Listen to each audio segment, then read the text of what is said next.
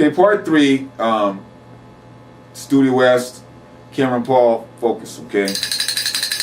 Okay, we in the last video we said please look forward to hearing about Cameron in coming to nightclubs, and so I'm here with Magic T, who it's my son. I don't know what he calls himself. That's what I call him. It's my nickname because I'm Magic D. His name is Travis, and we're entering the age of the independent producer now. You know, this is one of his tracks, and so I want the world to know who he is. Just like DB1 in the last video, these are the 2 people behind me. You hand me the camera, Travis. That's my son. I call him Magic T because I found out that making beats and DJing and having good taste in music because he's a natural. This is just him fooling around. He does something like that in 5 minutes. And as you heard us play mixing up songs that Cameron did. So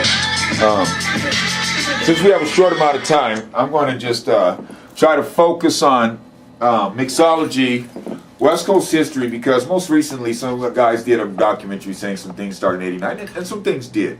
You know, the rave scene went worldwide. We'd already been doing that in Silicon Valley, and where we learned it was from going to Studio West, Dance Your Ass Off, the Bank Exchange, the Palladium, people like Steve X, and you know, a lot of guys were early on, they were really catching on to electronic music, mixology, disco, and stuff like that. And so I was coming from the South Bay, even though being from San Francisco, and so there's guys like Julius Papp, Harry who always used to be at Tower Records, Chris Elliman, he's a guy who used to do the Ozone with where the Mabuhay Gardens is on Broadway, and he had actually one of the first hip-hop clubs, and he quit school to start opening clubs in San Jose, and he used to make sure, he was from London or somewhere in England, he used to make sure I always got my music at least a year or 2 ahead of time.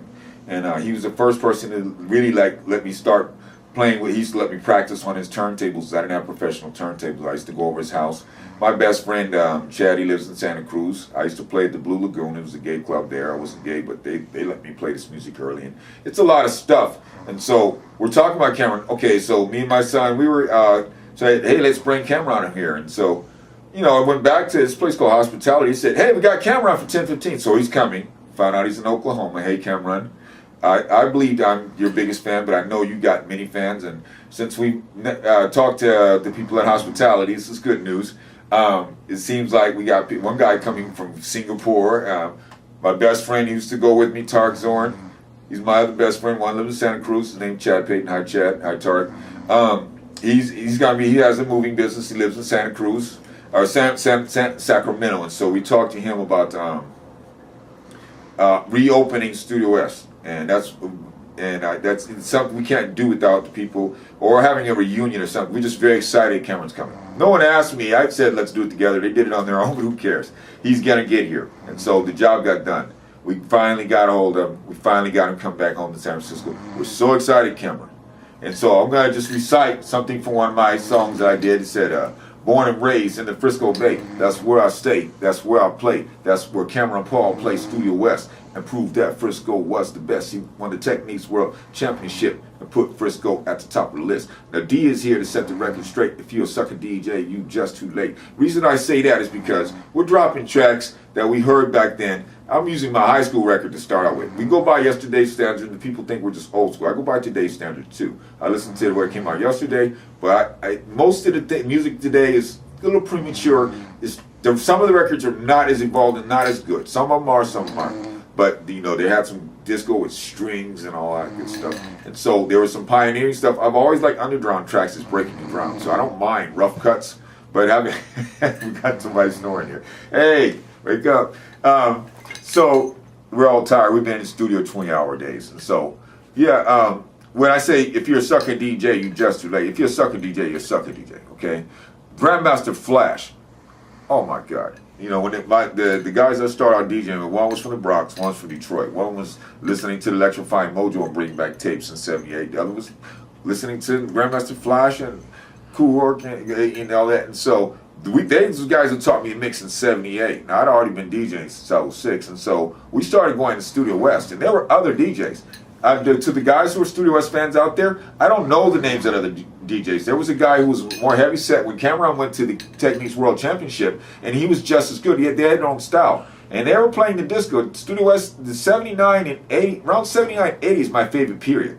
There was a time when there was the break beats and stuff like that, but it's sort of like right around the middle. They got a little carried away with the freestyle a little bit too much for me. House was coming on and disco was back, and so now all of it is important. Electro is very popular. I mean, now I found out we've infected the entire world. So that's where we're at now. Okay, and so we are focusing on West Coast mixology now, because we have people coming and saying that they brought something here with, hey, we have our own version. I just hooked up with Horace from Horace Enterprises, and turns out he produced Megatone Records and several other labels like Moby Dick, Patrick Cowley, Sylvester, and so I'm going to be focusing on my own front yard as well as the world. So I'm going to be working with Horace on his discography. And if you don't know about Hot Tracks Records, we want you to know about it. It's not like we're trying to like say we're the boss or anything, but if you don't know what you're doing, you don't want to know what you're doing. If you come to San Francisco, you should know the history as well if you're going to,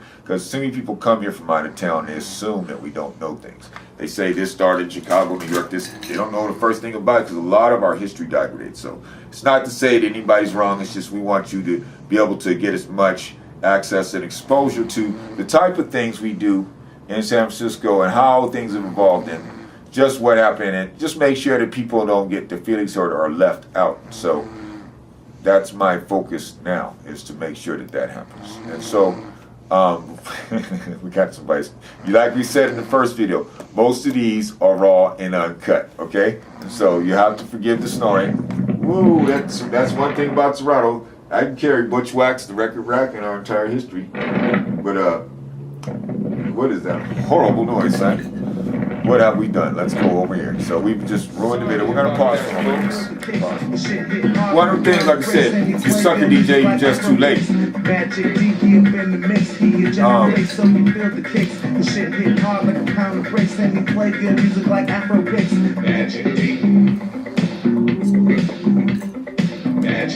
Right, because like tracks like this, I played this in high school. I still haven't heard anybody play it too much. And the tracks we're going to be using are the people that basically weren't as courageous. They just went along with top 40. In the mix, old school DJ with the twist of Eurodance, garage and house, disco to go at the tick of a mouse. Top 8 hits from a playlist, a dope remix for your music fix. Old school joints, the Jersey kind, and the van and Humphreys used to grind. Born and raised in Frisco Bay, that's where I stay, that's where I play. Where Cameron Hall plays Studio West, and prove that Frisco was the best. Techniques World Championship, put Frisco at the top of the list. The D is here, sets the record straight. You suck a DJ, you just too late. So yeah, now T is here to set your record straight. If you're a sucker producer, you're just too late. We're training T from the ground up. He's into hip hop, but he's learning music from the ground up. He's learning how to make real music, and so he's going to be hooking up with Horace Enterprises and learning how to work with real vocals and instruments. And we're going to go from a DJ studio working in the computer, working in a real studio. We have some guys that were producing like Sylvester and people like that, and Hot Tracks Records, and so we have a lot of work to do. But we're very happy that Cameron's on his way here. I'm very happy working with my son. We've got people snoring here. This is a very funny video, but Cameron, we look forward to seeing you as being my childhood hero. It's like meeting Superman and getting an autograph. Even though they didn't call and ask me and work the details out with me, I don't care. You're coming, and so realize that we're the ones that asked those guys to bring you here, and it's gonna be good to see you.